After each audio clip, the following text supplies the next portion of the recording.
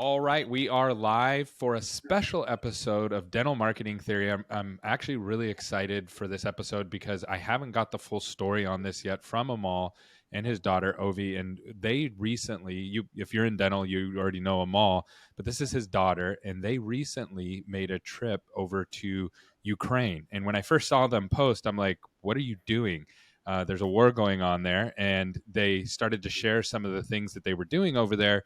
And I said, I want to talk about this on air. I don't want to hear anymore, and I just want to hear about it on the show. But from what I can understand, is you guys saw a need over there. There was people that needed some things, and you guys decided to fly over there and provide that need, and then also put on some entertainment for them and just try to lift the spirits of the people that were there, especially young people.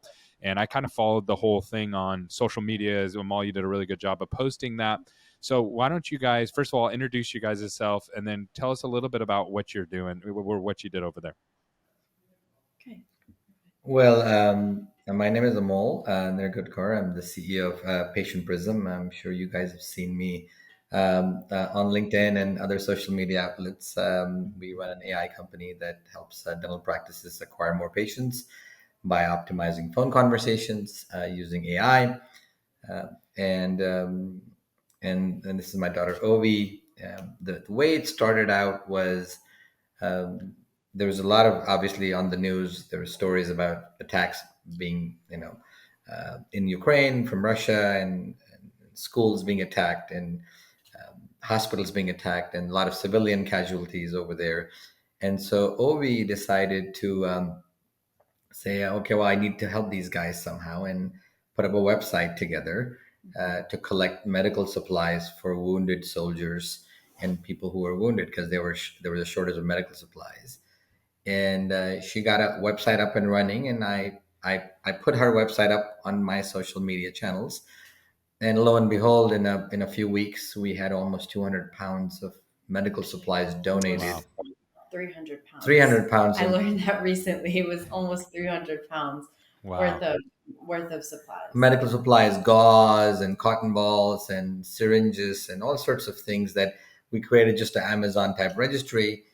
And that resulted in one of my buddies, Santosh, who it was doing some volunteer work in Ukraine with the organization to help with the refugees that were non-military, or people who were affected and displaced by the war. And he was working on the west side of Ukraine, because all of this, they had migrated from the east where the war was happening. Hmm. And he saw the post and said, would you guys like to come on over and help out with me and work with these refugees and everything else? And so I asked Obi the question, would you like to go to Ukraine and do some work? And she said, I would love to. And that's how the trip started. Yeah. Got got it. So what were you guys? Was it scary? Um, honestly, it wasn't scary when we got there. Really, there was obviously some amount of uncertainty in terms of there's bomb shelters everywhere, and there are bomb sirens going off every so often. So it was a little we were a little uncertain about the environment, but it generally felt pretty safe. So not And then scary. and then how most Americans, right, have never been in a war situation or even near it. We don't have countries near us at war. Like this side of the hemisphere is largely Yeah. protected from that. So what walk me through, like, emotionally, what the people are going through there, just because keep in mind I have no context. Right. Well, I would say that first of all, the kind of hardships that they are enduring right now, and have been for the past few months, getting families being separated, children losing their fathers, their brothers. It's things that happen very rarely here that we can't even fathom. But this Yeah. is happening to almost every family in Ukraine. They're separated. They're losing family members, and there's just an amount of uncertainty about their lives and their families' lives that they live with that we just don't have here. Yeah. And your dad shared a story with me about when you got to go into one of the orphanages with all the kids, and how they were playing with their toys, and for a little bit they were like normal kids. How did you how does that process when you're walking through and you're trying to help these people? How did that go through your mind, and like what was how do you deal with something like that? Yeah, well, I think for the younger children, one of like my approach was really that first and foremost, they are kids and they don't know me, and their moms are here. So the first thing I wanted to do was be respectful of their space. Not they were sleeping. Many of them were sleeping in gyms that had like mattresses all over the floor, and so I did my best not to go in there, or to stand at the door and say hello. And I took a few days to kind of get them comfortable with me, knowing that there's a lot of subconscious stress going on with some of these 4, 5, 6 year old kids who can't Yeah. actually put it into words. So it was really for me, even with the moms, being really respectful, and keeping a distance, because they needed their personal space regardless of what kind of a situation they were in.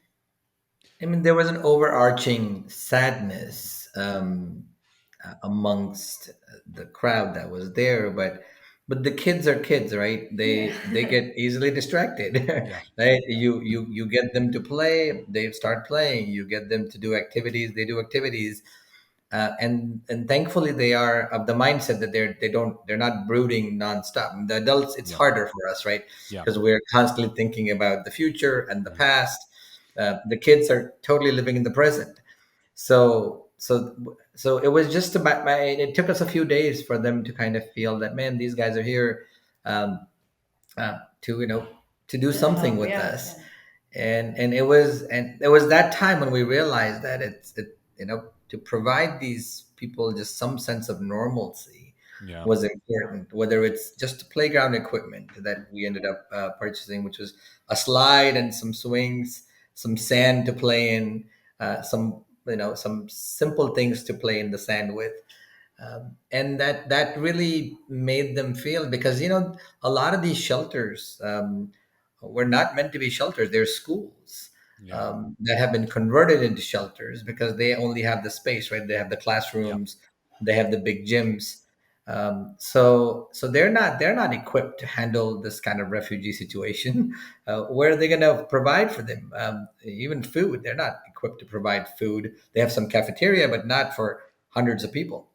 Yeah, uh, I'm trying to think through like how I would, like if something like that happened here, what would I do? And in my brain, it's like I would either flee, get out of there, right, and then or I'd fight, or I'd want someone to come in and help. Where's their hope? Is it in leaving, or is it in fighting, or are they hoping someone comes in? Like where's their hope coming from?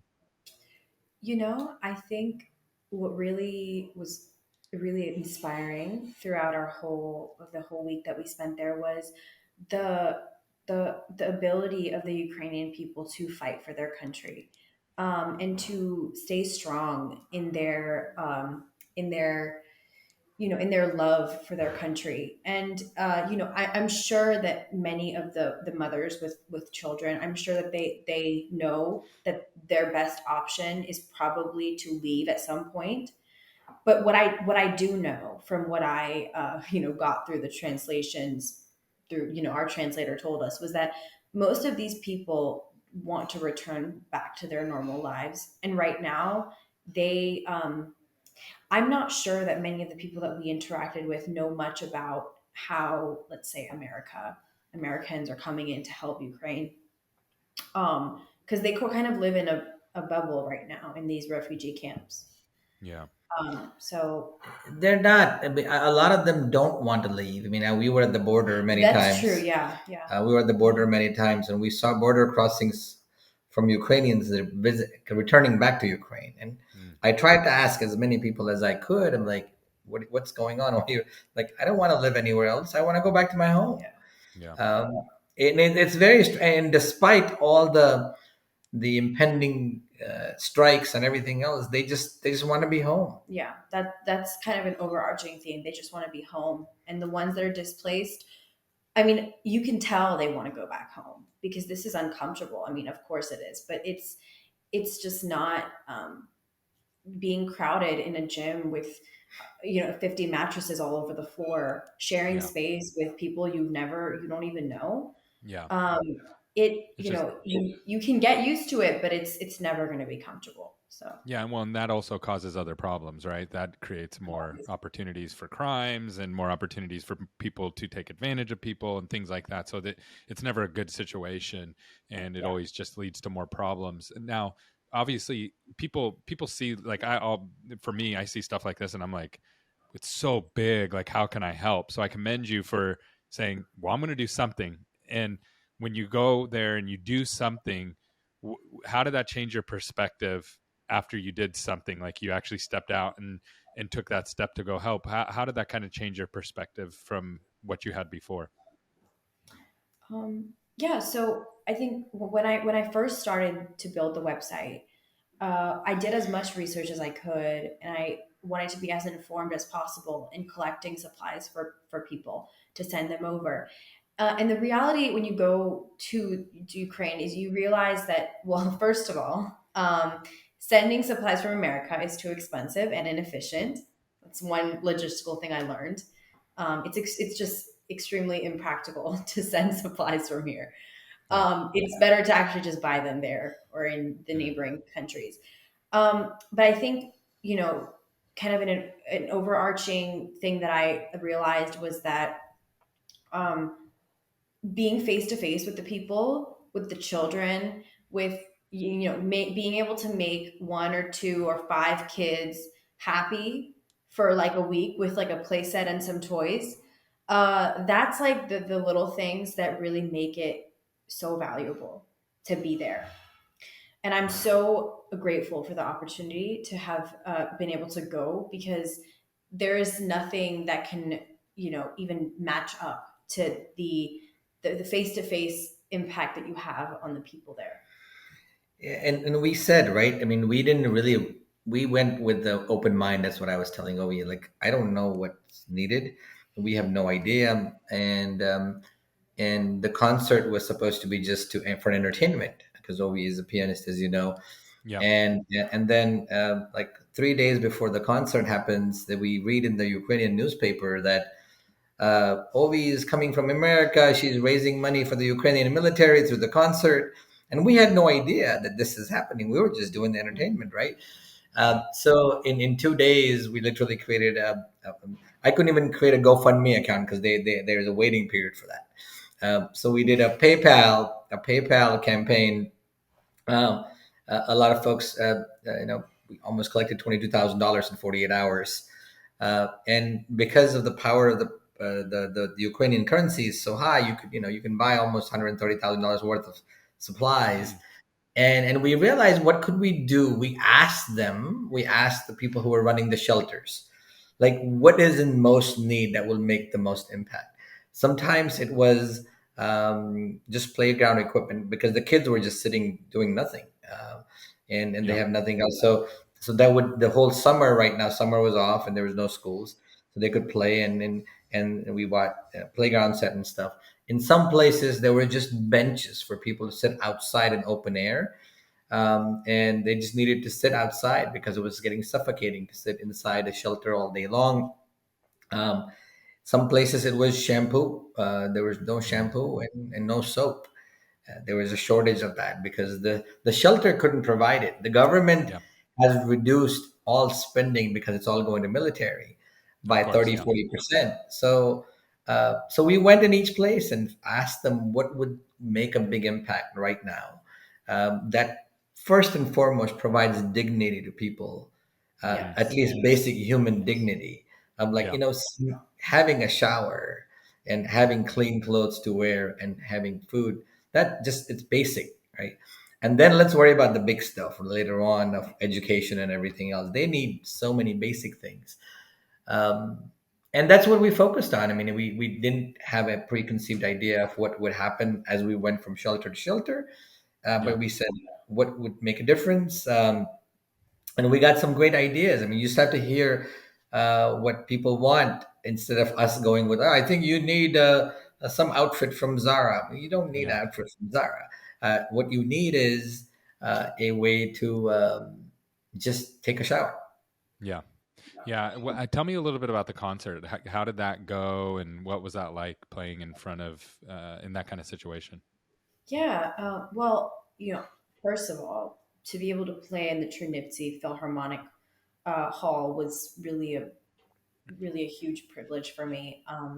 It was like in the center of the city, and uh, seeing all the people who I had interacted with in the past few days come to my concert, and even the little kids who I was like, I know they're not going to be quiet. They were completely silent and they were listening. I was like, wow, they loved it. And I think for me, being on stage has always been comfortable for me. But this time it was like, um, I wanted to I wanted this to be like a gift from me, Hmm. from my heart, to them, because there were very few people who I could speak to in English. So there were very few people who I could really truly interact with. But music, being kind of a universal language, Yeah. um, was so powerful. It was so powerful. I believed as though I was able to say some of the things that I wanted to say to them, and give some of the love through my music that I couldn't do through words. So Yeah. Yeah. that was the biggest thing I loved about the concert. And it's beautiful. I mean, Ukraine is a phenomenally culturally rich country. Yeah. The conservatory in Kiev, at the capital, is top three conservatories in the world for piano and classical music. So these guys hadn't had any kind of entertainment like that since the war started. Right? Mm. There's nothing going on, right? Yeah. Entertainment is the last on your mind. So it was beautiful. I mean, there's some amazing uh, classical musicians who have played in that theater. So it was just an Yeah. honor to How'd see you get her the do. idea for a concert, right? Like, was it, how did that come about? Well, I mean, I play the piano, and Got it. Ukrainians appreciate classical music. I mean, definitely a lot more than it's appreciated in America. So we Mm. were like, you know what? Why not? Because I don't Yeah. think these people are are listening to music right now. and So Yeah. and, and Yeah. we had some Ukrainian friends yeah. actually. One of the marketing directors at a DSO that is a client Mm. of ours. She's Ukrainian, and there was a dental connection here. And she said, "Amol, what do you need help with?" And I said, "Would love to. Ovi would love to perform there."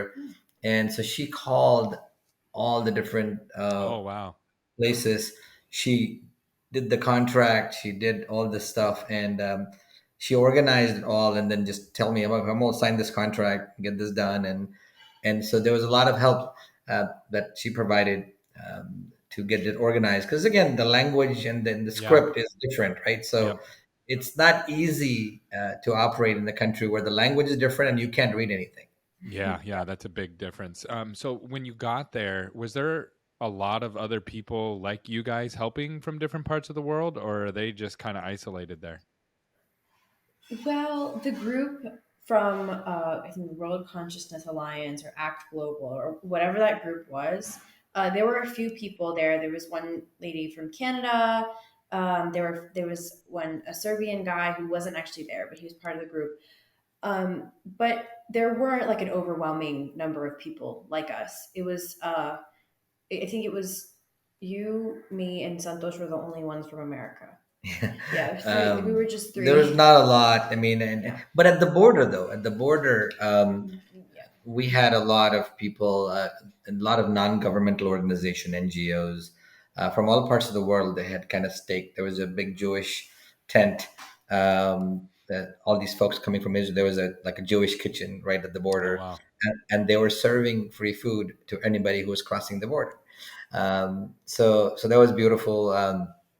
We got to spend some time there were tents right at the border of these NGOs that either didn't want to go on the other side.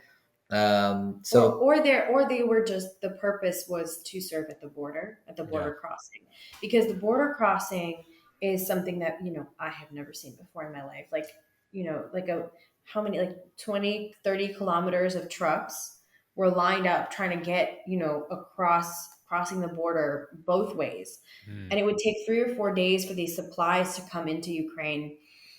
So And, you waited. So you waited in line for 3 or 4 days. Is that right? well, no, we didn't wait in the truck line. That was a supply truck line. But there were also, buses of people, like packed buses of people crossing the border back and forth. And so there were a lot of these tents that were sort of there to help the border crossing run more smoothly, and because these people were coming kind of with nothing, Yeah. either coming into Romania or going back to Ukraine. Yeah, I Uh, imagine that's a tough spot for the government to be in too, because there's not a lot of they have to protect that, right? Like you just don't want free flow, everybody going in and out. right. And how like when you guys were where you had your concert and where you were going to the homes, where's the actual? How far away is the actual war where the armies are positioned? Was that a couple miles? Is it 10 miles? Like how far away was that? No, it's quite a bit more than that. It's quite a Yeah. bit more than that. I would say maybe 40, 50 miles from Okay. where there was active stuff going on. Right. Yeah. There was some military presence at the bridges and stuff. There was in the downtown. There was some those anti-tank things Yeah. that Yeah. you Yeah. know, but nothing major. There were people with machine guns and stuff roaming around, but there was not a lot, right? Not a lot. I think the reason we went in that area was it's increasingly becoming difficult for Russia to maintain a war in Yeah. such a large country, Yeah. and we were on the other side of the country, and so it was not. I mean, the military presence was there, but Yeah, but nothing. still, 50 miles is not that. I mean, that's not that far. It's not like it's a No. crazy distance away. You can shoot a rocket 50 miles. So I don't want to Well, downplay it. I mean, there were definitely. I mean, the reality is that Russia has long range missiles and all these different types of bombs and things like Yeah, that. And there's always a threat of those things yeah, coming our way. And Ukraine is the largest country in Europe, and the war. When we were there, the war had only extended halfway, mm, like halfway, like west, so sort of in the hmm middle. hmm And we were sort of like down here, like got it. southwest. Yeah, Okay. that makes It's sense. quite opposite for you, but yeah, southwest. So um, I think we were in an area that was concentrated with displaced Ukrainians So who that's where needed, everybody's kind of moving towards, yeah, right, and okay, that makes total sense. And then I right. just saw recently, I don't know if you've been paying attention to it or not, but I saw recently that Russia defaulted on their some of their debt, which is actually a great thing if Mhm, for stopping this war. mhm. Yeah, I mean, it's interesting how I mean the economic sanctions we don't know exactly. The problem is Yeah, it's just don't know yeah, what the real story is in the media. But they did default, and everybody's hoping that it really does hurt the Russian economy in a way where the people of Russia revolt and saying that this is not something we want either. Yeah, We don't want this. This is one man's war. yeah. That's kind of just like Is it that how the was. Ukrainians feel about it? Do they feel like, hey, their wars are always different, right? Sometimes you're fighting another people, and the two people groups hate each other. I don't think that's kind of. I don't get the feeling that that's how Ukraine and Russia feel about each other. What were your thoughts on that? well, I don't know, just because I didn't really get to speak to people because of Yeah. the language barrier. I don't really want to, speak to what they think about Russia, but I do believe that the war is between leaders. Yeah. It's not. I don't get the sense that the Ukrainian people like hate the Russian people. I Yeah. mean, many of them speak the same languages. Many of them have Russian family Yeah. members. Yeah. It's Exactly. it's not that it's not so much like people, hating other people, or a Hmm. country hating another country. It's a conflict that really, I think, is hurtful to people on both sides. And Russians, I mean, obviously Ukrainians are suffering casualties and being displaced and things like that, but Russian people are also not getting accurate information. They Hmm. don't know what their country even really stands for anymore, Yeah. because the media is not.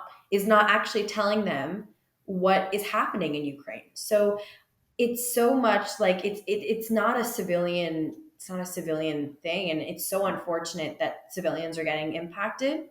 And I think that was what really sparked, like, for me, if it had been a war between like the Russian army and the Ukrainian army, it's like, well, okay, how much can you really do? But when when people who are just trying to live their lives, who have absolutely nothing to do with this conflict, are just dying, kids are getting shot. It was something I just could not understand. Yeah. Um, Yeah. so Well, yeah, I really appreciate you guys coming on and talking through this. This is, for me, I do dental marketing. You know what I mean? So it's yeah, like, I'm not an expert on geopolitics. I'm not an expert on Russian history, Ukraine, geopolitics, or any of that kind of stuff. So it's even kind of intimidating for me to even talk about it because I don't know what I don't know. But I wanted to talk to you guys because you actually went there. And yeah. I appreciate what you guys are doing. And it's awesome that you're doing something. If people want to learn more about what you guys have done or want to try to help more, what would be your suggestion for them? Well, I think you can go We're ahead. in the process of launching the not for profit organization. It's going to be called Through Human Eyes, and Gary, once all the formalities done, we have a website that's going to be on up and running with all the initiatives that we plan to do. But I'll certainly send it your way. It's the logo and the stuff she's wearing, that shirt. Yeah, It's called right it's here. called Through Human Eyes. It's the Ukraine Refugee Relief Project. Awesome. Um, so we plan to do some more initiatives, and as soon as we have that launched, we'll certainly send it your way so that you can promote it within your community. Yeah, That's and great. we'll absolutely have a way for people to help. Whether it's being part of our team or educating people as to how you can help from here or going there, whatever it is that people want to do. There's going to be something. There's going to be a project that you can, if you're passionate about it. There's absolutely going to be something you can do. So Well, that's awesome. Well, I really, again, appreciate you guys coming on, taking the time today. And I look forward to looking at that website and connecting more with you guys. thank you. Thank you, Gary.